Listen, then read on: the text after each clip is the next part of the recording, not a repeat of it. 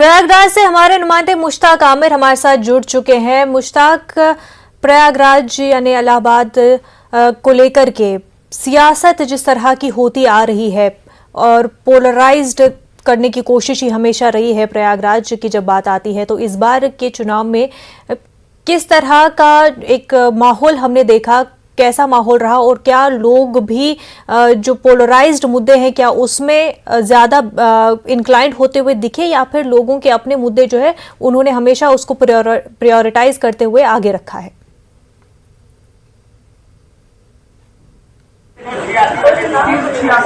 मुनज्जा, सबसे पहले तो मैं बता दूं कि जो इलाहाबाद की 12 विधानसभा सीटें हैं, इलाहाबाद की एक रवायत रही कि यह सियासी शहर रहा है और यहाँ पर वोटर भी और यहाँ के लोग भी एक सियासी शऊर रखते हैं। ये बहुत मायने रखता है कि यहाँ के वोटर की जो सोच है वो क्या है। इस बार का जो चुनावी माहौल था वो थोड़ा बदला हुआ था। जो मुद्दे थे वो बुनियादी मुद्दे अलग अलग पार्टियों ने अलग अलग तरीके से उठाए। जैसे समाजवादी पार्टी का जो मुद्दा था वो आमतौर से बेरोजगारी का मुद्दा था और तालीम का मुद्दा था, सेहत का मुद्दा था। वहीं दूसरी तरफ बीजेपी ने जो खासतौर से इलाहाबाद में और शहर पश्चिमी में जहां पर मैं खड़ा हूं, इस असेंबली हलके में सिद्धार्थनाथ सिंह जो कैंडिडेट है बीजेपी के, उन्होंने जो मुद्दा उठाया, उन्होंने कहा कि यहाँ कोई विकास का मुद्दा नहीं है, यहाँ सबसे बड़ा मुद्दा अपराध का है, माफियागिरी का है।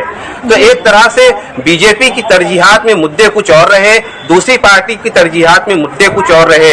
लेकिन पार्टियों के मुद्दे क्या कुछ भी रहे हों, लेकिन वोटर्स के अपने मुद्दे होते हैं, वोटर्स के अपने मसाइल होते हैं, वोटर्स के अपनी तरजीहात होती हैं। वो अपने मसाइल, अपनी तरजीहात के एतबार से वोट डालते हैं। तो मेरे साथ यहाँ के कुछ बाशऊर वोटर्स हैं जो सियासी शऊर भी रखते हैं, वो अब किन मुद्दों पर वोट दे रहे हैं, हम इनसे बात करने की कोशिश करेंगे ताकि आपको अंदाजा हो कि इलाहाबाद के वोटर सियासी तौर पर कितना बाशऊर हैं और किन मुद्दों पर वोट दे रहे हैं। तो मैं सबसे पहले मैं जानना चाहूंगा हफीजुल्लाह खान साहब जो यहाँ के मकामी सहाफी भी हैं, वो क्या मुद्दा रहा है इस बार का? इस बार वोटर जो है दो भाव में बन गया है। एक वो वोटर जो बीजेपी जिताना चाहता है, एक वो वोटर जो बीजेपी को हराना चाहता है। जो जात पात या हिंदू मुसलमान पर नहीं हो रहा है। और यहाँ पे जैसे महंगाई है और बेरोजगारी है, जो पुलिस से लाठीचार्ज किया और उससे यहाँ के जो नौजवान है पढ़े लिखे के, वो सरकार से कुछ नाराज है और वो बहुत बड़ा मुद्दा होता है। अगर 5000 नौजवान है तो 25,000 वोट का हल सकता है। ये जो बीजेपी के लिए बहुत नुकसान है। यहाँ से पूरा परिवर्तन जाएगा। और इलाहाबाद की जो 12 सीट है, पिछले बार एक सापा जीती थी, तो बहुजन और बाकी 9 सीट जो है बीजेपी एनडीए जीती थी। लेकिन अब की हालात बदले नजर आ रहे हैं। खासतौर सिटी की जो 3 सीट है शायद इसमें कोई बीजेपी निकाल पाए। अच्छा, तो यहाँ पर जो मुद्दे थे वो बीजेपी ने अलग तरह से उठाए। मैं यहाँ पर जो कांग्रेस के कैंडिडेट हैं शहर पश्चिमी में, तस्लीमुद्दीन साहब हमारे साथ हैं इस वक्त, और यूपी कांग्रेस के नायब सदर भी हैं यूपी कांग्रेस कमेटी के। आप को यहाँ ये बहुत पुराने आप यहाँ के सदस्य भी रहे हैं और बहुत अरसे से सियासत से जुड़े हुए हैं, तो आपको कांग्रेस ने टिकट दिया है, तो कांग्रेस का क्या मुद्दा है और मकामी मुद्दे क्या हैं जिसकी बुनियाद पे इलेक्शन आता है? सबसे बड़ा मुद्दा तो यहाँ विकास नहीं हुआ है। आप जहाँ से शहर पश्चिमी शुरू होता है और जहाँ तक अंत है उसका, वहाँ तक कोई गली नाली शहर के ग्रामीण क्षेत्रों के भी कोई विकास नहीं हुआ। दूसरा मुद्दा बेरोजगारी बहुत बढ़ गई है। सारे कर्मचारी सरकारी हटा करके संविदा पे रखे जा रहे हैं, हमारा विरोध है। महंगाई की हालत ये है, इलाहाबाद की सारी चीजें जो थे वो सब बेचे जा रहे हैं। जिसको कांग्रेस ने 70 साल में बनाया, आपके पैसों से, हमारी आमदनी के पैसों से जो कांग्रेस पार्टी ने बनाया, उसको ये पार्टी सब बेच रही है। हमारा ये विरोध है कि ये एक देश के लिए अच्छा ये संदेश नहीं जा रहा है। देखिए, एक तालीमी शहर भी कहा जाता है और बड़ी तादाद में यहाँ 10,000 तलबा हैं जो बाहर से आते हैं पढ़ने के लिए। पिछली बार उन्होंने बेरोजगारी को लेकर बहुत बड़ा यहाँ पर एहतजाज भी किया था।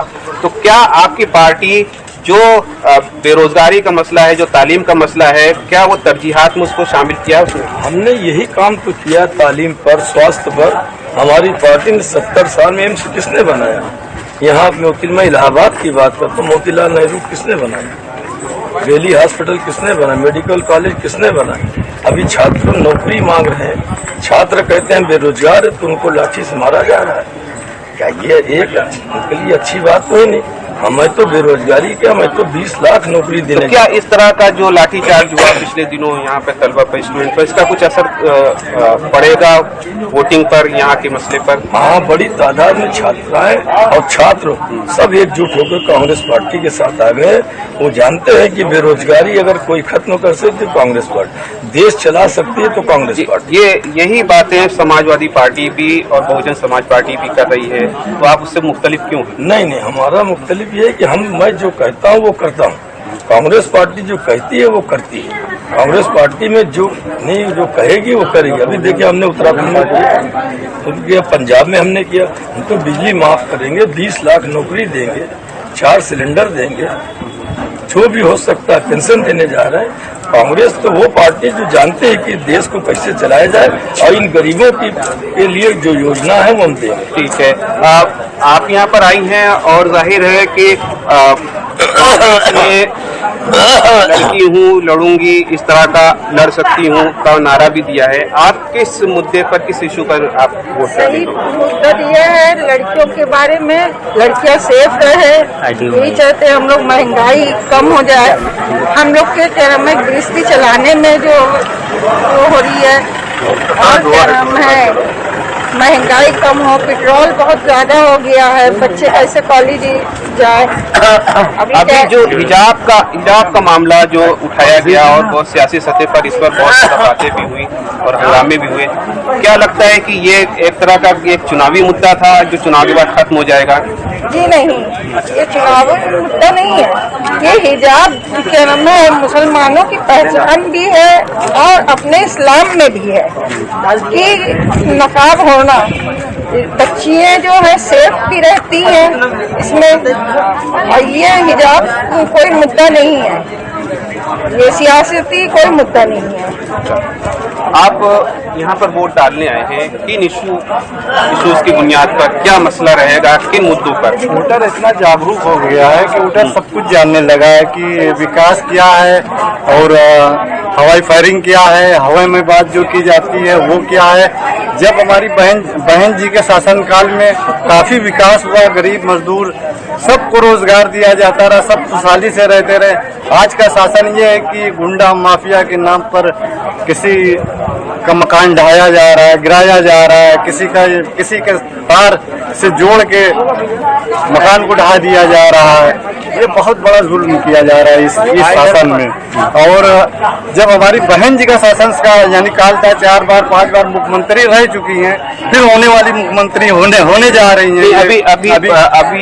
अभी जो है एक जो जनसभा हुई थी और उसमें मायावती आई थी, उन्होंने ये बात कही थी कि माफिया का जो खात्मा हो रहा है वो होना चाहिए, उसका उन्होंने समर्थन किया था। लेकिन ये कहा था कि वो जो टारगेट करके किसी खास समुदाय, किसी खास जाति का नहीं होना चाहिए। तो आपको लगता है कि जो माफिया के नाम पर जो कार्रवाइयां की गई हैं, किसी खास कम्युनिटी को टारगेट किया गया उसमें?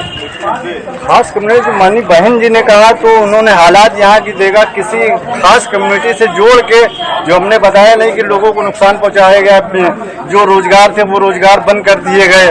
बहुत से ऐसी चीजें हैं जो बंद हो गई, लोग रोड पे आ गए, अपना सोना चांदी बेच के अपने बच्चों का इलाज कर रहे हैं, खर्चा चला रहे हैं। इतनी बेरोजगारी हो गई कि हद से ज्यादा, कि लोग इस शासनकाल में कितने लोग, यानी बेरोजगारी एक बहुत बड़ा मसला है। मैं आपसे जानना चाहूंगा, आप यहाँ आगे कि आपने वोट डाला है और यकीनन अभी डालेंगे वोट, या इससे पहले कई आपने इलेक्शन देखा है, इस बार का इलेक्शन किस तरह से मुख्तलिफ है और आप किस इशू की बुनियाद पर वोट डाल रहे हैं? सबसे बड़ा इशू ये है कि बेरोजगार, आजकल के बच्चे पढ़ लिख के फुटपाथ पे खड़े हैं, बेरोजगारी में बहक रहे हैं। सबसे बड़ा मुद्दा यही है, बेरोजगार। जब इसके पास रोजगार नहीं रहेगा, चाय वाला है उससे 4 आदमी जुड़े हैं, कोई भी दुकानदार है उससे 10 आदमी जुड़े हैं। अब एक का रोजगार तोड़ा नहीं गया, 10 आदमी का दिल तोड़ दिया। जब 10 आदमी का घर न रहेगा, अंधेरा रहेगा, तो अपने बच्चे क्या जानेंगे, ये छोटे बच्चे क्या जानेंगे कि बाप पास पैसा है कि नहीं है। अब वो घर से बाहर अंदर गए कि 10 रुपया दीजिए, अब उसके पास जेब में पैसा नहीं है तो क्या देगा वो। बेरोजगारी एक बड़ा मसला है, और मैं आप इस इलाके के हैं, और इस इलाके का एक बहुत बड़ा मसला है जो मकामी है, और आपको इसके बारे में बताएंगे कि ये स्लाटर हाउस जो है यहाँ पर, जो तकरीबन कई सालों से बंद है और जिसकी वजह से बहुत से लोग बेरोजगार भी हुए हैं। तो क्या ये कोई इसकी वजह ये भी कोई मुद्दा बना कि नहीं बना? देखिए, अगर गरीब आदमी के पास आसाइश नहीं है कि स्लाटर हाउस का पूरा पैसा जमा कर दे, तो कम से कम सरकार का ये दायित्व बनता है कि वो गरीब जनता का कुछ सहारा बने। तो गरीब तो हमेशा सरकार के ऊपर उम्मीद लगाता है कि भाई सरकार कुछ करेगी गरीबों के लिए। और रहा सवाल ये कि वो, तो ये बात भी कुछ सामने आ गई है कि शिक्षा बहुत कमी है, लोगों को सहूलियत नहीं मिल रही है सरकार की तरफ से, और दूसरा बेरोजगारी का मुद्दा तो है, और तीसरा सबसे बड़ा मुद्दा आज़ादी के बाद तो ये है कि चुनाव आयोग का कार्य अभी तक पूरी तरह संतुष्ट नहीं है। आप देखिएगा, आप यहाँ पर ये जो डालने के लिए आए हैं, अगर ये 5,000 की पोलिंग हुई तो 3,000 आदमी भी वोट नहीं डाल सकते। नहीं, क्यों, क्या वजह है इसकी?